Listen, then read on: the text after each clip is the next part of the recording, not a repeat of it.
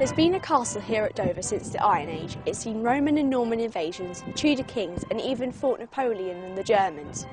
It is now a very popular tourist attraction, but 70 years ago it was a very different story. In May, just across the Channel, the British Expeditionary Force, along with other Allied forces, were being driven back to the coast by the advancing German army. They became trapped in a pocket around the French town of Dunkirk. When the order to evacuate was given, it was Admiral Bertram Ramsay and his staff that coordinated one of the most impressive actions of the Second World War. And they did that from the tunnels here and dug deep below into Dover Castle.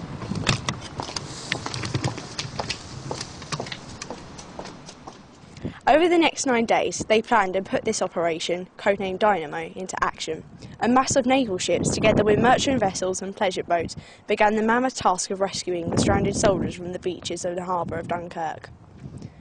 They were helped by the famous little ships, a flotilla of fishing boats, cabin cruisers, barges, and in fact just about anything that would float. Together they brought back some 338,000 soldiers and earned themselves a place in the history books. Reception, Underground Hospital? No, hold on a moment, let me check. Sent inland last week, yep. Where to? The secret wartime tunnels are just one aspect of Dover Castle that can be explored today. As well as the operation rooms and Admiral Ramsay's quarters, you can see the underground hospital.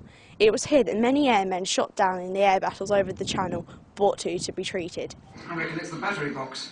I knew there was something wrong with it. Didn't I say so? I'll have to carry on with the melees and hope to hell they don't fail. There now, is that all right? Yes, that's fine. The telephone exchange would have been a hype of activity in 1940, and it still looks much the same today.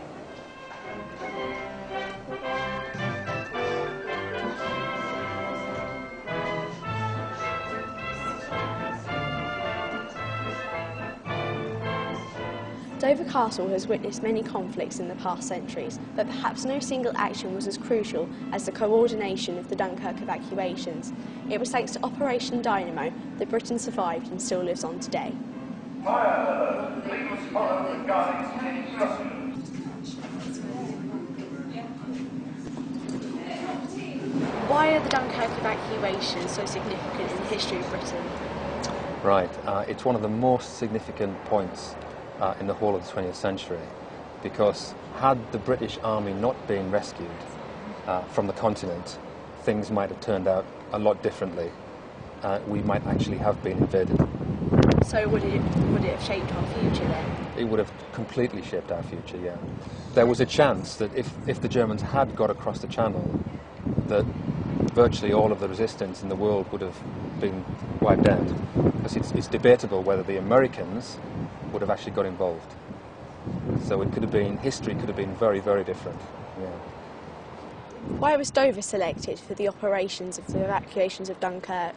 Right, well, basically it was always going to be a naval operation, so they needed lots of ships.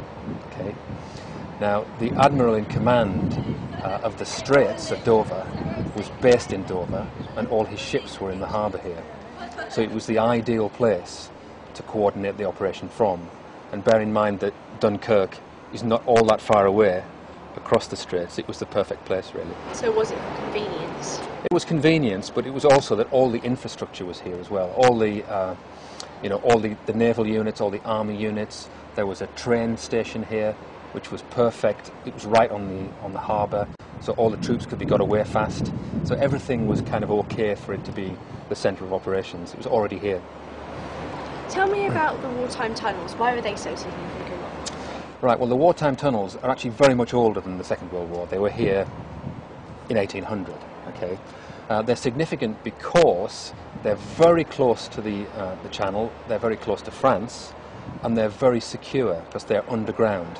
So if you're going to have important operation centres where you're coordinating and controlling all the rescue operation, it was a perfect place because it was protected deep underground, safe from shelling and bombing.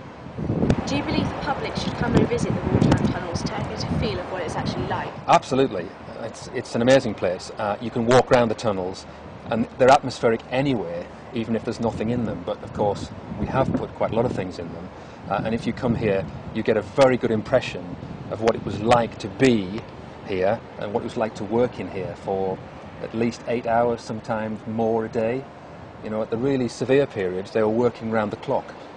They were living, eating and sleeping here. So you can get that impression, yes, if you come here today. And finally, were there any nice stories that came out of the evacuations? The most interesting story, it's not a small story, it's actually quite a big story. What happened at Dunkirk was that an army that had been beaten, right, very roundly beaten, was brought back on ships, okay? Thousands and thousands of them. In fact, 338,000 soldiers were brought back to Dover. They were expecting to have a poor reception. They thought they might even be booed and jeered because they were beaten. But as soon as they landed in Dover and elsewhere, Margate, Folkestone, Ramsgate, the reception they received was amazing. They were welcomed back home as heroes. People turned out, gave them sandwiches and biscuits and drinks. So it was almost a victory atmosphere, even though, in fact, they had been defeated. Of course, Dover Castle wasn't always at war, and king and noblemen often enjoyed staying here, including Henry VIII. And the Romans even used its commanding position to build a lighthouse, the remains of which still survive to this day. The castle itself has undergone many improvements recently, with the interior decked as if it would probably have appeared in the time of King John. But it's as a defence that the castle is most impressive. From the huge battlements to the fortified gates, from the top of the towers to the underground workings, it's a great place to visit for the whole family.